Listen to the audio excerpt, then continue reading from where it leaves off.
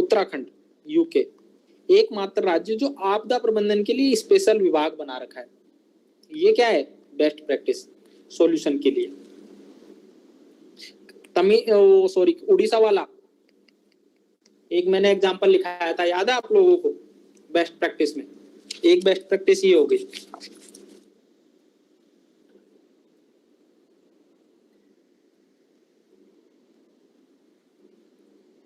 ठीक है, इसके अलावा क्या होना चाहिए कि भाई एकीकृत दृष्टिकोण अपनाना चाहिए नीतिगत दृष्टिकोण के साथ, सभी के साथ एक तरीके से, कि भाई सिविल सोसाइटी भी हो, सीएपीएफ भी हो, जो सिविल सोसाइटी, सीएपीएफ, आर्मी और पुलिस इंटीग्रेटेड अप्रोच अपनाई जाए और उस समस्या का समाधान किया जाए। ये वे फॉरवर्ड एक बार फिर से। इसमें सेकेंड आरसी में फ्लड जोन बना रखा है, फ्लड जोन दे रखा है, सूखा जोन, सूखे के, चक्रवात के, सबके जोन दिए हुए हैं, तो वो एक बार आप देख लेना। चीन का स्पॉन्ज सिटी प्रोग्राम,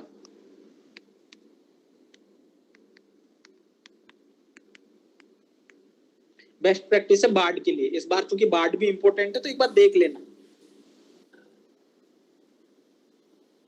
क्योंकि 1998 में वहां पे बाढ़ आई थी। उसके बाद ने चीन ने क्या किया, फ्लड रिस्क रिडक्शन के लिए अपने आप में एक प्रोग्राम चलाया और उसको बोला स्पॉन्ज सिटी का कंसेप्ट।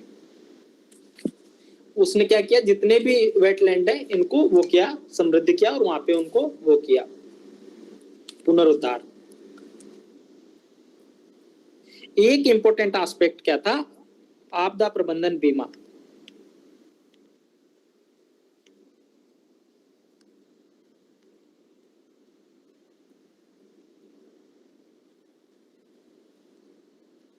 एक सिटी फ्लड प्रोग्राम हो रहा है।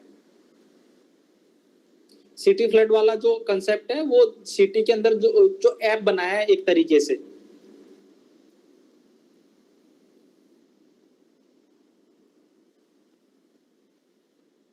एक है India disaster resource network, India disaster resource network, कि भाई जितने भी अपने बेहतर संसाधन है, जितने भी अपने श्रम शक्ति है, उसका बेस्ट रिसोर्स का एक जगह डेटा है, ताकि एक तरीके से इंटीग्रेटेड वे में बेस्ट प्रैक्टिस को सॉल्यूशन दिया जा सके।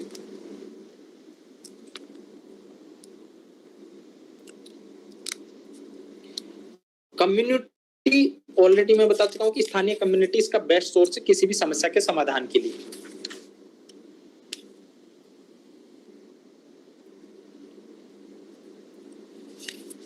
कम्युनिटी पार्टिसिपेशन तो ऑलरेडी मैं बता चुका हूं कि भाई किस तरीके से हो। तो यही सारी चीजें थी डिजास्टर मैनेजमेंट थर्ड रिपोर्ट, इसको अपने को यूज लेना है। यही इसके फाइंडिंग थी, मतलब बेस्ट प्रैक्टिस तो यही थी इसकी कंक्लूजन की लेवल पर। अब बात कर रहा हूं मैं फिफ्थ रिपोर्ट की।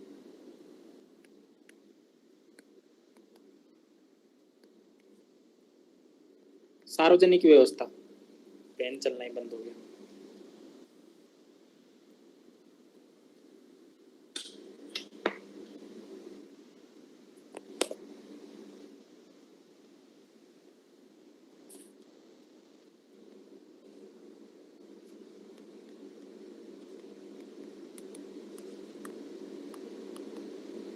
इसमें मैंने क्या क्या लिखाया था आपको,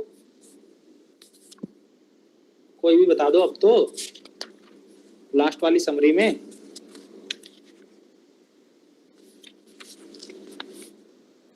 अरे यार पुलिस रिफॉर्म बताया था ना, लॉ एंड ऑर्डर की जहां पे भी प्रॉब्लम आएगी उसके लिए यही यूज करना है अपने को। ये कहता है कि भाई एक तो पब्लिक ऑर्डर, सार्वजनिक व्यवस्था, राष्ट्रीय सुरक्षा और आर्थिक विकास, इसके साथ सामाजिक सामंजस्य, ये चारों में एक बार वर्क बैलेंस, मतलब एक बैलेंस लगा के रखना है।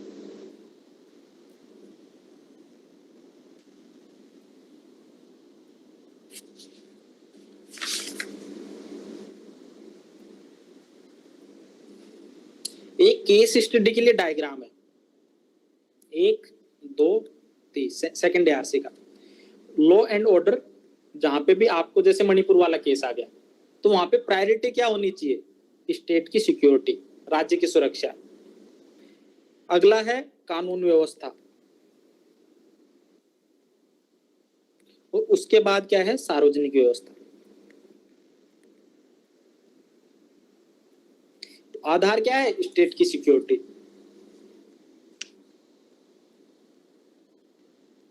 इसके लिए सेकंड ARC एक कोटेशन देता है कि भाई आंतरिक सुरक्षा राष्ट्र की शांति और विकास की नींव है।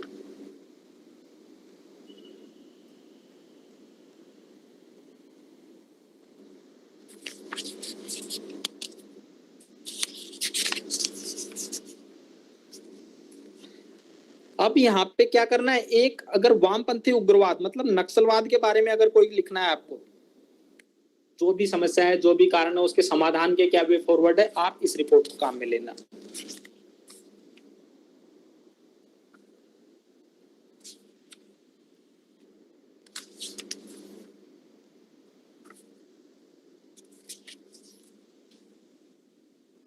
पुलिस सुधार के लिए कौन कौन से, जैसे रिबेरो कमीशन हो गया, प्रकाश सिंह कमेटी हो गई, ये सारी चीजें इसने बात की, तो उसके बारे में तो मैं डिस्कस करके क्या ही करूंगा, तो आपको पता ही है। एक चीज ये है, सेकंड ARC बोलती है जो पुलिस के काम है ना, जो पुलिस के रिफॉर्म है, इनको आउटसोर्स करो भाई। एक तो कार्यों का डिवीजन स्पष्ट रूप से करो और कुछ एक कार्यों को आउटसोर्स करो। एक का कानून व्यवस्था बनाने वाला अलग काम करो, जांच वाला अलग करे, तो उसमें सेपरेशन ऑफ पावर की बात करता है ये सेकंड ARC। एक कीवर्ड जो काम आता है वो है कॉन्स्टेबलरी, द कॉन्स्टेबलरी, इंग्लिश में भी।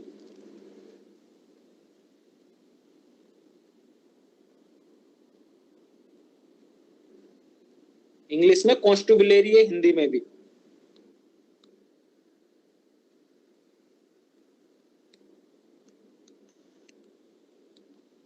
ये एक समस्या है भाई साहब। कैसे कि भाई 87% तो कांस्टेबल रैंक के लोग हैं,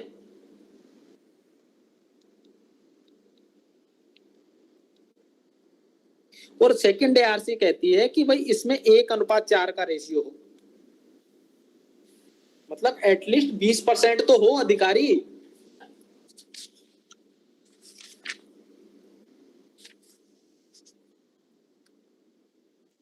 इसके साथ ये कहता है कि पुलिस रिफॉर्म में एक शिकायत निवारण तंत्र एक अलग से गठित हो।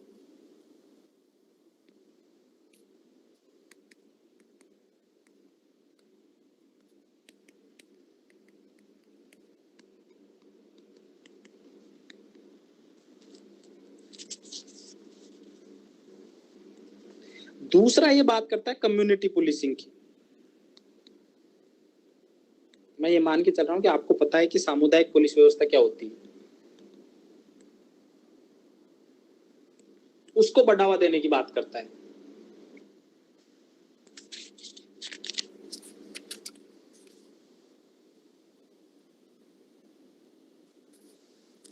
तो ये ही सारी चीजें इसमें थी।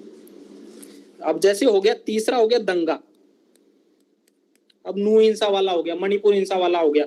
वहां पे अगर हम समाधान की बात करेंगे तो वहां पे कौन सी रिपोर्ट काम कर सकते हैं, सार्वजनिक व्यवस्था रिपोर्ट नंबर 5। उसमें क्या किए जाने की जरूरत है, आप उसमें एक आर्गुमेंट में अपना यहाँ का वो डाल सकते हो।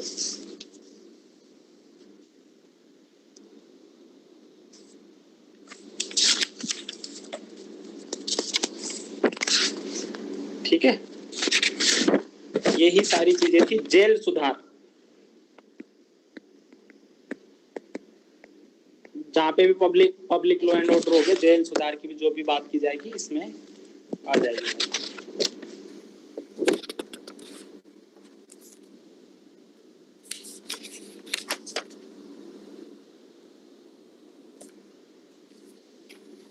मीडिया रेगुलेशन के बारे में भी अगर आपको कुछ सुझाव लिखने हैं तो सेकंड ARC की 5th रिपोर्ट की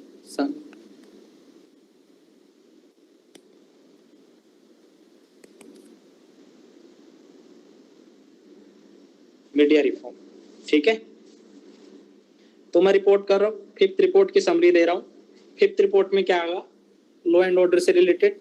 अगर मैं बात करूं 5th रिपोर्ट में किसकी बात की गई, ये डायग्राम अपने को याद रखना है, जहां पे भी हम लोग केस स्टडी में करें। 2 कांस्टेबलरी पुलिस वाली प्रॉब्लम, सिविल सेवा बोर्ड ऑलरेडी हम बात कर चुके, तो पुलिस रिफॉर्म के लिए पुलिस सर्विसेज बोर्ड का गठन हो। उसके अलावा नक्सलिज्म की समस्या, उसका समाधान, उसमें क्या किया जा सकता है, इस रिपोर्ट में बोला है। उसके अलावा शिकायत निवारण तंत्र, पुलिस व्यवस्था में भी इसमें बात की गई है। इसके अलावा अगर मैं बात करूं सामुदायिक कम्युनिटी पुलिसिंग की, अगर जहां पे हमको बात करनी हो, हम लोग फिर से फिफ्थ रिपोर्ट है सेकेंड ARC को उसको काम करेंगे।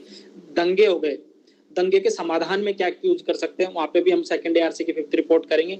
जेल सुधार या मीडिया की जो भूमिका है उस पे भी अगर हम लोगों को चर्चा करनी है तो वहां पे भी हम लोग इसी को यूज करेंगे।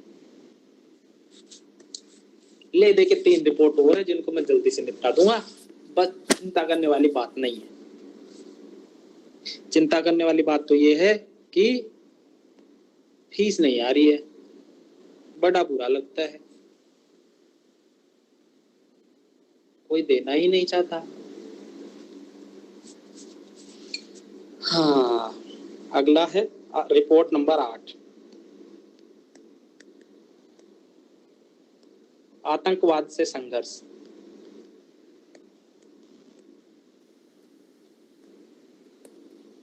न्याय संगतता द्वारा संरक्षण।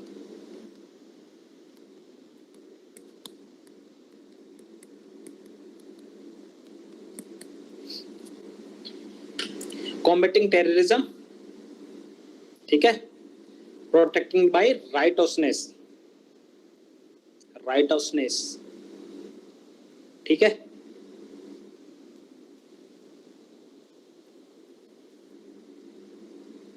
स्पिनोजा का कथन से शुरुआत की गई है भाई साहब इसमें। स्पिनोजा पता है कौन था? सर्वेश्वरवादी स्पिनोजा का कथन था। पता है क्या स्पिनोजा? या मैं बताऊं? मेरे को भी नहीं पता कौन था, लेकिन डियोंटोलॉजिकल टेलियोलॉजिकल। अब स्पिनोजा आप तो बता दो कौन से में आएगा स्पिनोजा, डियोंटोलॉजिकल है टेलियोलॉजिकल है? अरे मेंस लिखने वालों, अरे कलंको कोई तो जवाब दे दो। अब मैं बोल रहा हूं कि सर्वेश्वरवादी मतलब सारे ईश्वरों को मानता है ये स्पिनोजा।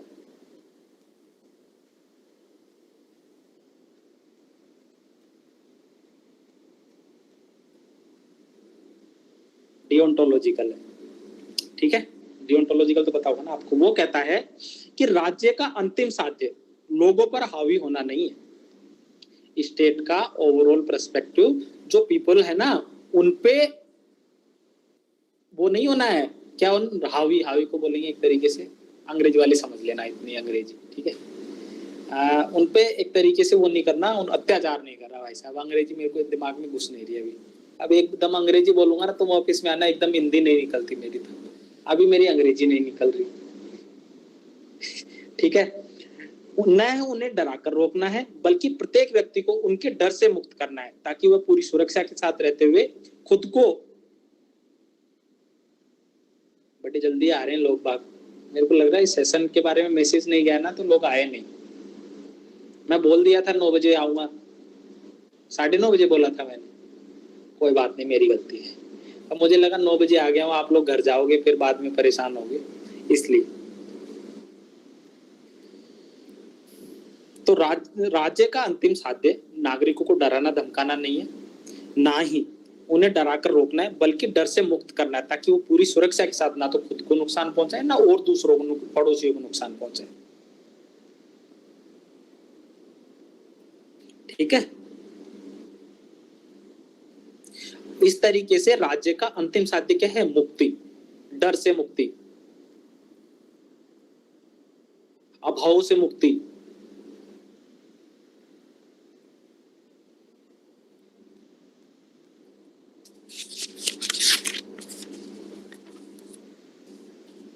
अब इसमें आतंकवाद के नार्को टेररिज्म, ये तो पता होगा ना आपको नार्को टेररिज्म क्या होता है, तो नार्को टेररिज्म के बारे में इसने बताया। उसके बाद आतंकवाद की विचारधारा कौन सी है भाई? आतंकवाद, नक्सलवाद भी आतंकवाद है एक तरीके का, भीड़ हिंसा भी आतंकवाद है एक तरीके की, और आतंकवाद की कोई मानक परिभाषा नहीं है। एक के लिए आतंकवाद, दूसरे के लिए क्रांतिकारी। तो ये सारी चीजें सेकेंड ARC ने डिस्कस की है, अब इनके बारे में मैं डिस्कस क्या ही करूँ। एनवायरमेंटल टेररिज्म, ये भी मैं ऑलरेडी आपको लास्ट क्लास में बता चुका हूँ। इसके लिए टेररिज्म के जो ऑर्गेनाइजेशन है उनके बारे में उन्होंने बताया। उसके अलावा धार्मिक आतंक, धर्म के आधार पर, संस्कृति के आधार पर, आर्थिक आधार पर आतंकवाद, बहुत सारे वो उन्होंने बताए हैं। उसके बाद सॉल्यूशन में सेकेंड आरसी में बता चुका हूँ कि स्टेट बेस्ड अप्रोच और सिटीजन बेस्ड अप्रोच ऑलरेडी मैं उसमें सिक्योरिटी में करवा चुका हूँ। तो वही सारी चीजें हैं, उन्हीं को सेकेंड आरसी के फिफ्थ रिपोर्ट में हम लोगों को बेस बना के लिखना है। अगर मीडिया रेगुलेशन की अगर मैं बात करूँ तो भी इसमें इसने उसके बारे में बात की है।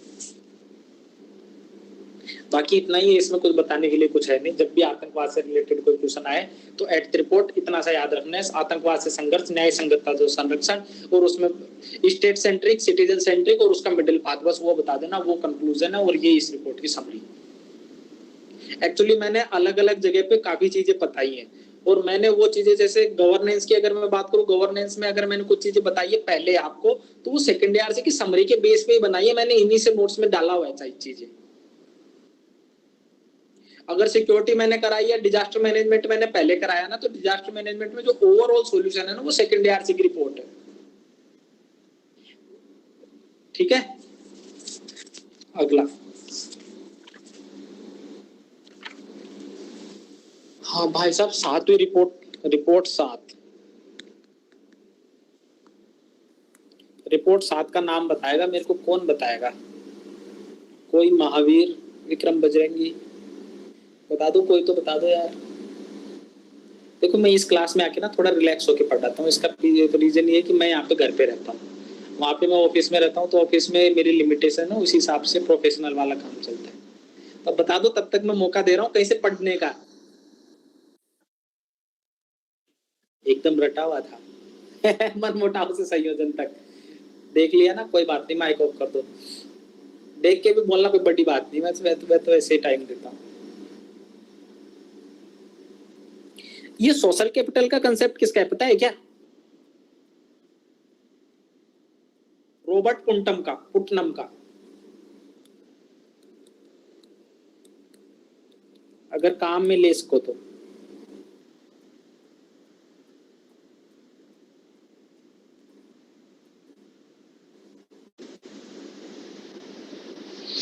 इसमें कुछ एक चीजें 7वीं रिपोर्ट में क्या क्या है उस पर हमने को ध्यान देना है भाई साहब। एक तो है सांप्रदायिकता,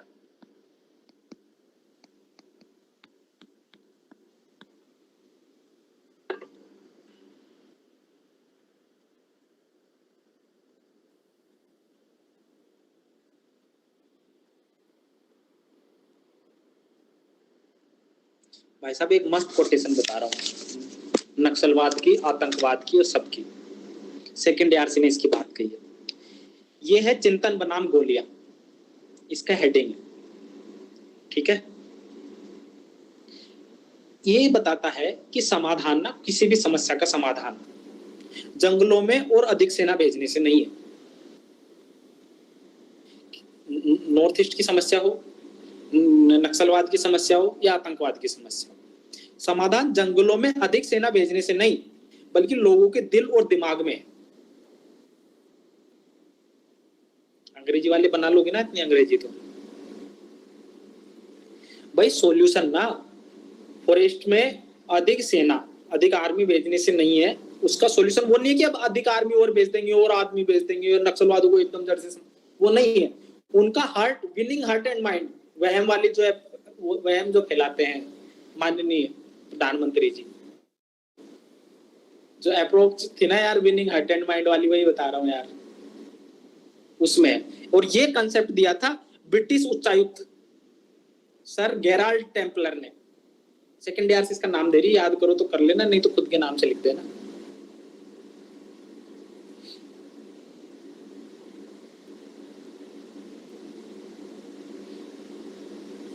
और दूसरा ये कहता है कि कोई भी युद्ध ना सशस्त्र विद्रोह नहीं होता,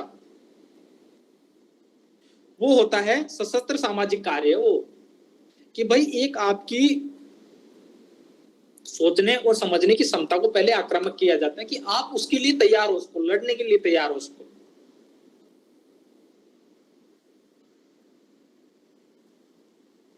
इसलिए एक आदर्श सैनिक कौन हो सकता है कि जो सोशल पर्सन भी हो, जो धैर्य रखे, जो ह्यूमैनिटेरियन अप्रोच रखे,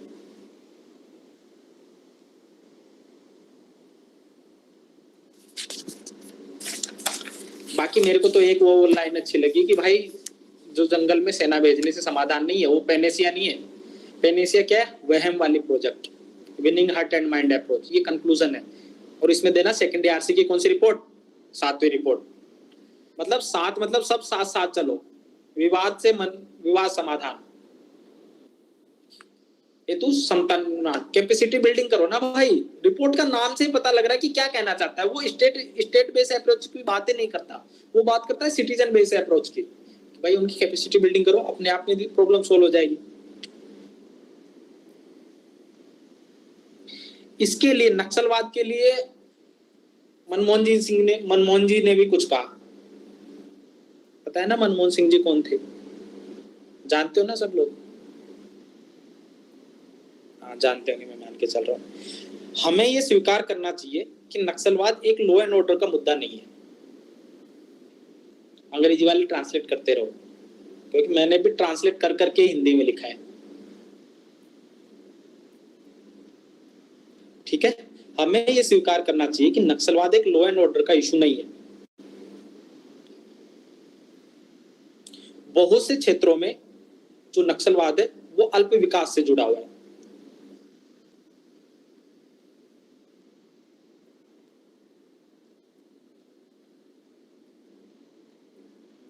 नक्सलवाद संकुचित मजदूरी, विकृत सामाजिक राजनीतिक हालात,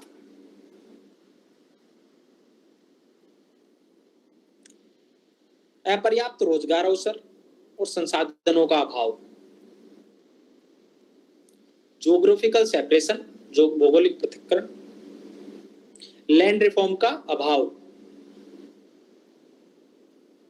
ये सभी नक्सलवादी आंदोलन के विकास में महत्वपूर्ण योगदान देते हैं। अगर हमें समस्या का समाधान करना है तो इन सारी समस्याओं का समाधान करना पड़ेगा। अगर आपको कंक्लूड करना है ना नक्सलवाद, तो इतना सा लिखना, इतना तो पूरा लिखोगे नहीं कि वो ऑलरेडी समाधान में लिख चुके होंगे, तो बस इतना सा लिखना। डॉक्टर मनमोहन सिंह जी ने बोला है कि भाई ये एक ओनली लॉ एंड ऑर्डर का इशू नहीं है, ये सामाजिक आर्थिक राजनीतिक कारकों पे भी निर्भर करता है, जो हमने पूर्व में देखे। और किस पे निर्भर करता है? वहम अप्रोच पे। ठीक है, स्टिक एंड कैरेट की तो पॉलिसी पता ही होगी ना। पुलिस क्या है? स्टिक, और डेवलपमेंट क्या है? कैरेट। इसको तो ध्यान रखना यार।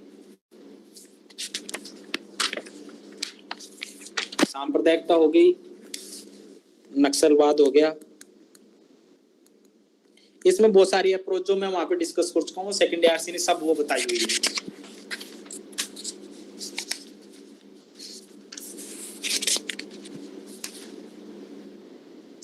अंतरराज्य जल विवाद,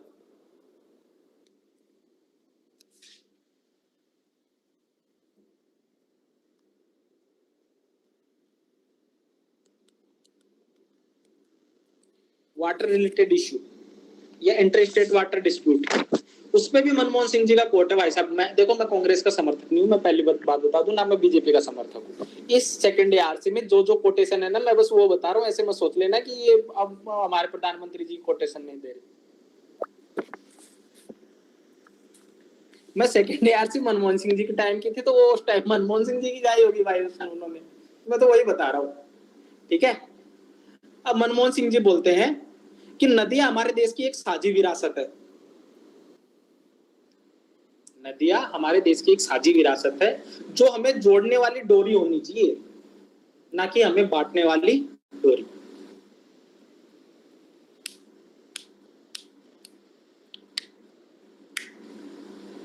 अब ये बोलता है कि need for a national law of water, law on water.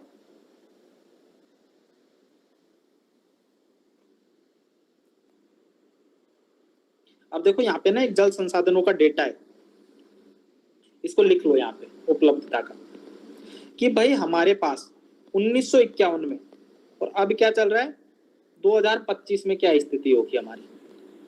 1951 में हमारे पास पर कैपिटा वाटर अवेलेबिलिटी 5200 घन मीटर प्रति व्यक्ति।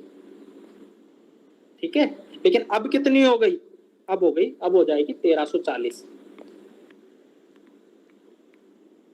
घन मीटर पर कैपिटा। ये डेटा काम में ले लेना यार, ये इंपॉर्टेंट है। जल संसाधन मंत्रालय का डेटा है।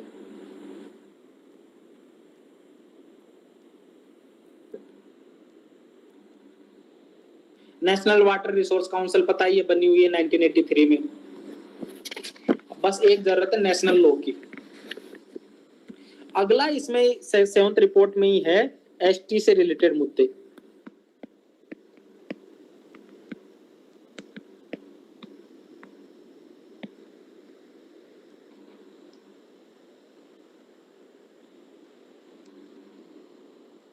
अब आर्टिकल 46, आर्टिकल 330, आर्टिकल 332, आर्टिकल 338 वो मैं नेक्स्ट वाली क्लास में कराऊंगा, टेंशन मत लो, जनजातीय वाली जो समस्या है उनके समाधान भी वहीं पे कराऊंगा। लेकिन उसका रिपोर्ट कौन सी दोगे? 7वीं रिपोर्ट, ठीक है। ओबीसी से रिलेटेड कोई इश्यू है तो वो भी इसी में।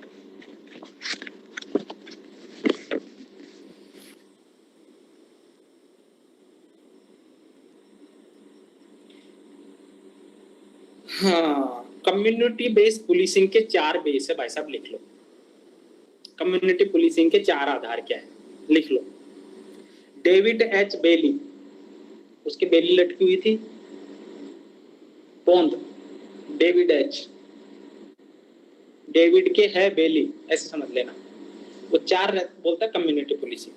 पहले तो समुदाय आधारित अपराध रोकथाम, भाई जो कम्युनिटी है ना वही अपराध पे प्रारंभिक रूप पे अपराधों पे रोक लगा दे, समुदाय, ठीक है।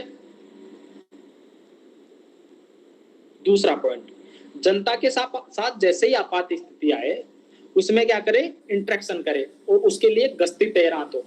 तो पूरी लाइन लिखो, जनता के साथ आपात स्थिति भिन्न इंटरेक्शन हेतु गश्ती तैनाती।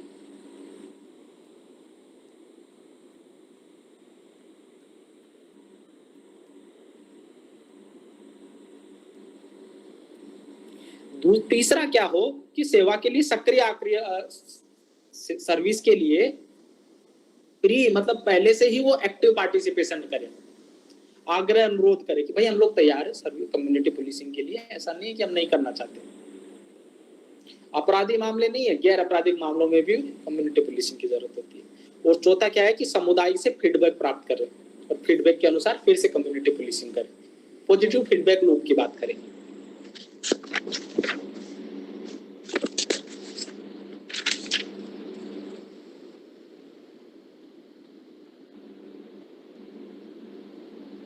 बस इतनी ही चीजें थी। आई होप कि ये खत्म, एक रिपोर्ट और बची बस, फिर आप लोग घर जाना। तो समराइज कर रहे हैं 7th रिपोर्ट। सोशल कैपिटल क्या थी? सांप्रदायिकता से रिलेटेड इश्यू हो गया, नक्सलवाद से रिलेटेड इश्यू हो गया, अंतरराज्य जल विवाद हो गया। उसके अलावा एसटी एससी ओबीसी से रिलेटेड अगर कोई इश्यू है तो हम लोग क्या यूज करेंगे? 7th रिपोर्ट, सेकंड ईयर की 7th रिपोर्ट यूज करेंगे। आई होप कि इतनी चीजें क्लियर है, ठीक है भाई लोग, लिखे आओगे। ऐसा तो नहीं है कि ओवरबर्डन हो रहा है, ओवरडूइंग तो नहीं कर रहा ना मैं, एकदम कम बता रहा हूँ जो तुमने पहले पढ़ा है। मैं बस पॉइंट बता रहा हूँ कि जहां जहां तुम अपने पॉइंट जनरेट कर सकते हो इसके नाम से, ठीक है। अरे ऐसे नींद वाले रिएक्शन मत दो यार, दिल जलता है मेरा। वो कैमरा बंद करके बैठे हो सारे, जो देख रहा था वो भी बंद करके चला गया। यहाँ पे किसी भी प्रकार की विवाह संबंधी संभावनाएं नहीं है, तो कैमरा ऑन रखो, कोई दिक्कत नहीं आएगी। अगला 6th रिपोर्ट, स्थानीय स्वशासन।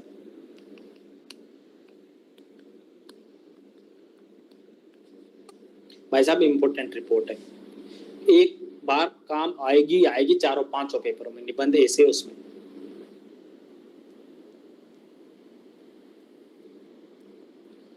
क्रैबट्री फिर से ये बोलता है, ये यहाँ पे भी काम आएगा। कैसा स्थानीय स्वशासन चाहिए? Crabtree base. भाई प्रशासन तो चाहिए ही, लेकिन अगर मैं बात करूं इसकी स्थानीय स्वशासन की तो वो भी तो हमको ऐसा ही चाहिए।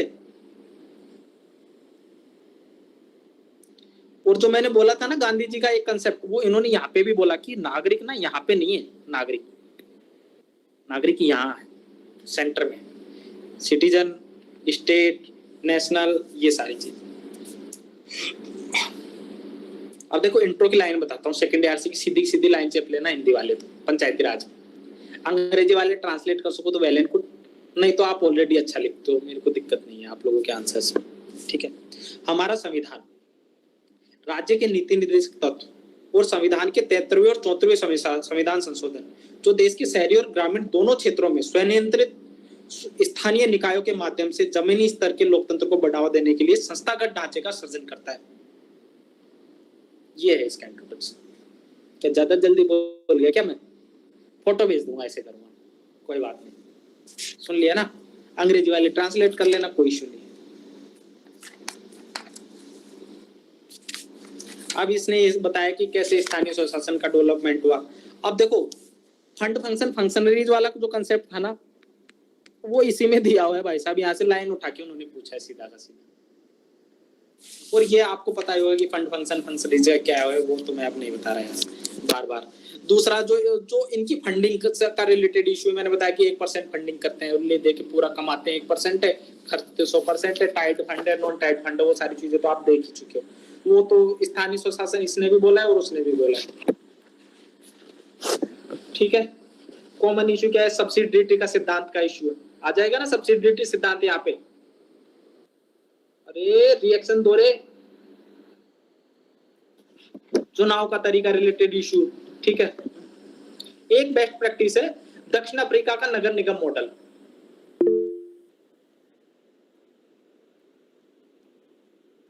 अरे टेंशन मत करो यार, ऐसे ऐसा डर वर लग रहा है ना तो ऑफिस में आओ, एक दिन में डर निकाल दूंगा, मेरे पास दवा है। अभी मैं चर्चा करूंगा, ठीक है।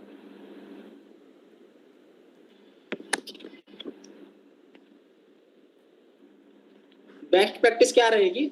साउथ अफ्रीका का नगर निगम मॉडल। ये एक्चुअली ना विधायक मतलब एक तरीके से राज्य के लिए ऑब्लिगेशन दे देता है कि तुमको इतना फंड तो देना ही पड़ेगा।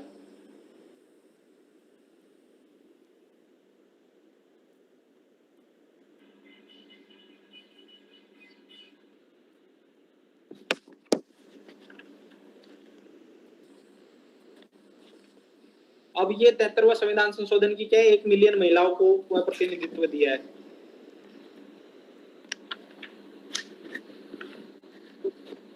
टेक्नोलॉजी बेस्ड सॉल्यूशन की बात करेगा, प्रिया सॉफ्ट वगैरह में ऑलरेडी करवा चुका हूं तो इसने भी बात की है। सोशल ऑडिट की बात की है इसने, अकाउंटिंग एंड ऑडिट की बात की है, तो ऑलरेडी मैं बता चुका हूं ये सारी चीजें। देखो एमपी लेड स्कीम ना एक समस्या है पंचायती राज के लिए, पैरेलल गवर्नेंस का। हरियाणा वाला मॉडल मैंने आपको बताया था पैरेलल गवर्नेंस वाला, तो ये कुछ एक इश्यू है। सेकंड एआरसी कहती है कि भाई 6th रिपोर्ट कहती है कि इनको ना खुद के संसाधनों पर निर्भर होना पड़ेगा, तब आप समस्या का समाधान कर पाओगे ओवरऑल। चाहे म्यूनिसिपल बॉन्ड लेके आओ, और दिक्कत क्या है कि ओनली ये रोड टैक्स लगाते हैं, पथ कर लगाते हैं, उसके अलावा उनके पास सोर्स ही नहीं है।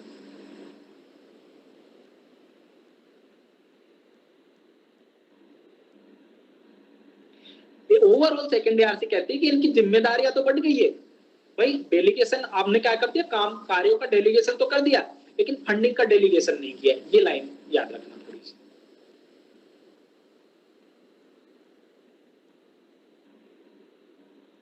और सेकंड एआरसी बोलते हैं कि एमपी लेड जैसी स्कीम ना बंद कर दो। स्पष्ट रूप से बोला है कि भाई तदनुसार आयोग ने सिफारिश की है कि एमपी लेड और एमपी लेड जैसी स्कीमें समाप्त कर दी जानी चाहिए। साथ ही आयोग का विचार है कि ग्रामीण क्षेत्रों में विकास के लिए सार्वजनिक निकायों की नीतियां केवल पंचायती राज संस्थाओं के माध्यम से ही दी जानी चाहिए। मतलब जो लोकल फंडिंग है ना, वो पंचायती राज के थ्रू ही दी जाए, आप एमपी लेड बंद कर दो। ये मैं नहीं बोल रहा, फिर से आप बोलोगे आपके आइडिया है, थॉट प्रोसेस है। मैं किसी सरकार के पक्ष में और विपक्ष में किसी भी प्रकार की कोई विचारधारा नहीं रखता हूं, बस मैं वही बता रहा हूं जो लिखा हुआ है सेकंड एआरसी में।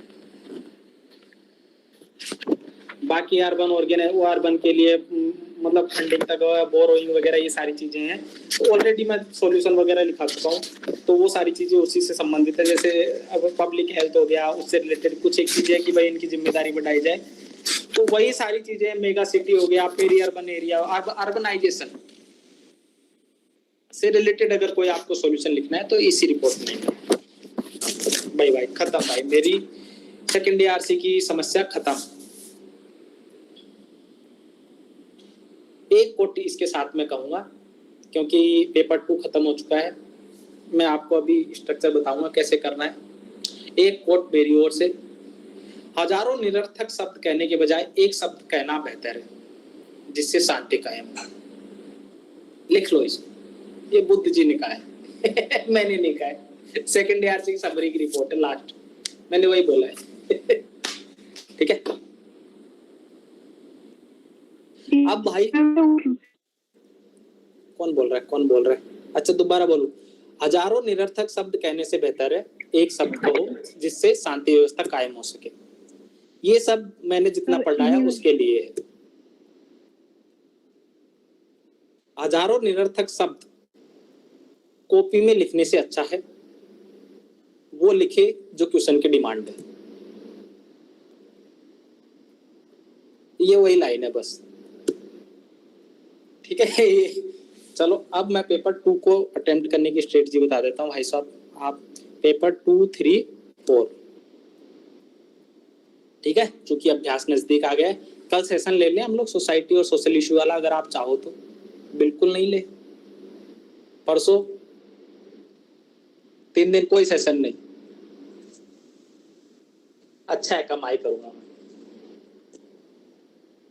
देखो मेरे एंड से ना 2-3 क्लास, अभी 4 क्लास और होगी मैक्सिमम, है ना। अब मैं उसमें बता देता हूँ, मैंने उसको प्लान कर लिया है मैं क्या क्या करूंगा, और अलग से और ये वाली सारी इंटीग्रेट क्लास करूंगा। एक तो सोसाइटी और सोशल इश्यू वाली क्लास लूंगा जिसमें डेटा फैक्ट, गवर्नमेंट स्कीम क्या है। एक क्लास में चाह रहा हूँ डेटा फैक्ट जितना भी मतलब कुछ बचा है, कोई रिपोर्ट है, इंडेक्स है, उनकी यूज एप्लीकेबिलिटी के साथ, और बजट और इकोनॉमिक सर्वे के कुछ एक की टर्म्स है क्योंकि ऑलरेडी आप पढ़ चुके हो, बस मैं उनका इंटरऑपरेबिलिटी दिखा दूंगा उनकी। उसके बाद 2 क्लास लगेगी अभ्यास के क्वेश्चन पेपर, ओनली क्वेश्चन को तोड़ने का, सिखाने का, ठीक है, कहाँ माइक्रो डायग्राम, कहाँ क्या यूज करना है।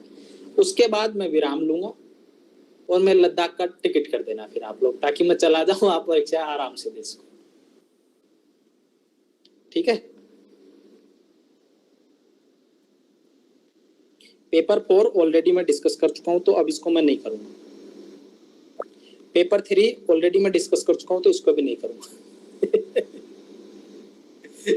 कर चुका हूं ना। पेपर 2 बता रहा हूं, 1 से 4 और 11 से 14 जनरली पॉलिटी के आएंगे। 9, 10, 19, 20 इसके आएंगे। किसके? इसके किसके मैं IR को तो इसका लेता हूँ, मतलब IR को तो मैंने हटा रखा है कि सब्जेक्ट है। इधर सिक्योरिटी को 9, 10, 19, 20 को ऐसे हटा रखा है कि ये भी कोई सब्जेक्ट नहीं, ये तो कोई सब्जेक्ट ही नहीं है, इनमें से तो कुछ भी चेप के आओगे तो ये तो सब्जेक्ट ही नहीं है। इधर पॉलिटी भी ऐसा सब्जेक्ट है कि मैक्सिमम आर्टिकल कर लिए, मैक्सिमम केस स्टडी कर लिए। मैं एक चीज हमेशा ध्यान रखना, जितना पढ़ा है ना, जितना केस स्टडी, जितना वैल्यू एडिशन है, पूरा अप्लाई करके आना। कॉपी के बगल में पेज जो टेबल में लेना उसके सामने ये लिख लेना ASLICARD HDFLITO। पेपर 3 में जाने पेपर मिलने से पहले लिख लेना। क्रैप्ट्री, क्लीटो, जो यूज कर सकते हो सब यूज करना, ठीक है। अब जितने भी पेपर दो, क्योंकि अगर आपने इन पेपर्स में यूज किया तो ये काम आएंगे, नहीं तो फिर अगले साल मेरी यही वीडियो देखने के लिए रिक्वेस्ट करते रहोगे कि सर ये अपलोड करा दो, ठीक है क्योंकि पढ़ाऊंगा नहीं ना अगली बार। अब रहा 5, 6 और 15, क्या रहा 7, 8, 16, 17 और 18। इनमें से एक क्वेश्चन ना इधर भी चला जाता है, इधर भी चला जाता है और इधर तो नहीं जाता पक्का, इन तीनों में घूमता रहता है, ठीक है। तो इतना लोड नहीं लेना है।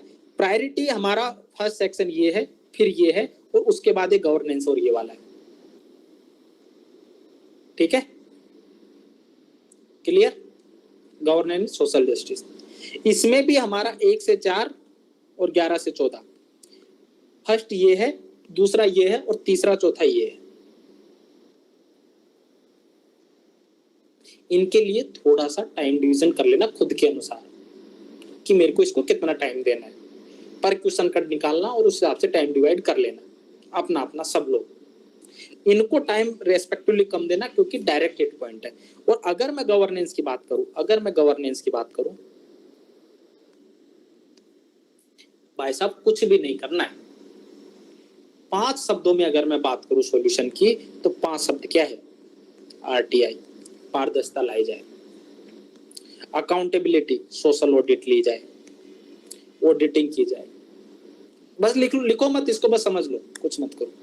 अकाउंटेबिलिटी बढ़ा दी, यहाँ पे ट्रांसपेरेंसी बढ़ा दी, ठीक है। उसके बाद हमको क्या करना है?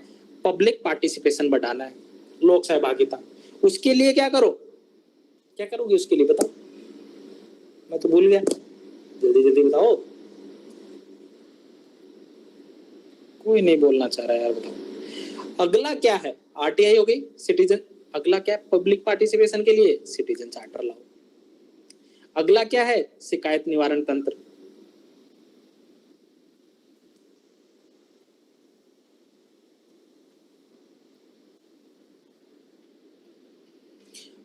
ये सारी चीजें जैसे ही आप शामिल करोगे, आपकी मैक्सिमम चीजें कवर हो जाएगी।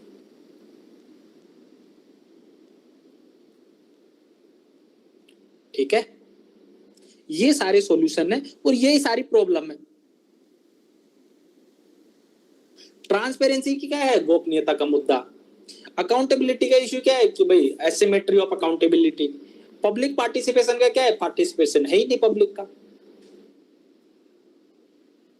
कंक्लूजन 3-4 पता है, ये गांधी जी की कोट हो गई, नागरिक केंद्रित। मनमोहन सिंह जी की कोट हो गई, नक्सलवाद में वगैरह में।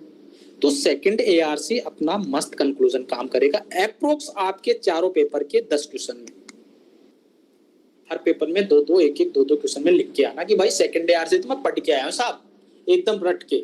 मेरी आंखों से एक एक वर्ड गुजरा है, और गुजरा भी है मेरी आंखों के सामने से, जो मैंने समरी करा दी है। और इतनी जरूरत है, इससे ज्यादा ना तो याद हो सकती सेकंड एआरसी की समरी। बस अपने को डिफरेंट जो अपना नॉलेज है उसी पे इसको यूज करना है। बाकी जहां जहां यूज हो सकती है उसका एक नोट्स बना लिया होगा आपने, उसको 1-2 बार रिवीजन कर लेना। चारों पेपरों में यूज आएगा, ऐसे में यूज आएगा। जैसे आप बुक्स का नाम लिखते थे ना ऐसे में, सेकंड एआरसी को भी तो शामिल कर सकते हैं वहां पे। कितने कितने एस्पेक्ट, कोई एस्पेक्ट बचा है क्या चारों पेपर में सेकंड एआरसी से? नेताओं से लेकर भ्रष्टाचार तक, नदियों से लेकर नैतिकता तक, सभी जगह सेकंड एआरसी ने अच्छे अच्छे सुझाव दिए हैं। इनको अपने उत्तरों में समाहित करें और अधिक से अधिक अंक प्राप्त करें। इसी के साथ मैं अपनी क्लास समाप्त करता हूं, पेपर 2 की समाप्ति के साथ। अगर फिर भी कोई इश्यू है तो पर्सनल फोन कर लेना, उस पर हम चर्चा कर लेंगे।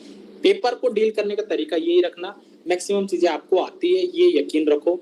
और 20 दिन की स्ट्रेटजी क्या रहनी चाहिए? अब जिसको भी इश्यू है, मैक्सिमम लोगों को अगर जो अभ्यास नहीं दे रहे वो एक बार आके मिल लेना, उनको मैं 20 दिन की स्ट्रेटजी करवा दूंगा। क्योंकि एक कॉमन स्ट्रेटजी सबके लिए मैं नहीं बता सकता, क्योंकि मैंने अभी सेकंड एआरसी में पढ़ा है decentralize approach. Top down approach से बॉटम अप अप्रोच की ओर बात करेंगे। ये कीवर्ड है, इनको लिख लो और यूज करके आना, ठीक है। बॉटम अप अप्रोच की बात करते हैं और हम लोग विकेंद्रीकृत योजना निर्माण अग्रिम 20 दिन की, उस पर हम चर्चा करेंगे व्यक्तिगत रूप से, जिसको भी निजी रूप से समस्या महसूस हो रही है। हाँ तो चलते हैं, जल्दी हम लोग विजन आईएएस के टीवी चैनल पे मिलेंगे इंटरव्यू के साथ आप लोगों के। उससे पहले मेरा हो जाएगा, ठीक है। सेशन समाप्त करते हैं। आप लोग 2-4 क्लासों में और पकाऊंगा, उसके बाद फ्री हो यार। बाकी अभ्यास आप यहाँ पे पास में जाके दे सकते हो। 289 में कोशिश करना, एसी का टेस्ट वहां दे आना। 289 दशहरा ग्राउंड के बगल में है। दशहरा ग्राउंड है, दृष्टि का जो कोना है उससे परमानंद की ओर जाओगे, परमानंद के जैसे ही दीक्षांत आईएएस है उसके ऊपर 289 है, ठीक है। तो ऐसे तो वहां दे आना। बाकी जो अभ्यास है उसको लीलावती वाले स्कूल में दे आना, बगल वाले। ठीक है, फिर भी कोई समस्या आए तो मेरा नाम ले देना, आपको पक्का एंट्री से मना कर दिया जाएगा। ठीक है, चलिए, गुड नाइट। अब मैं जाऊं।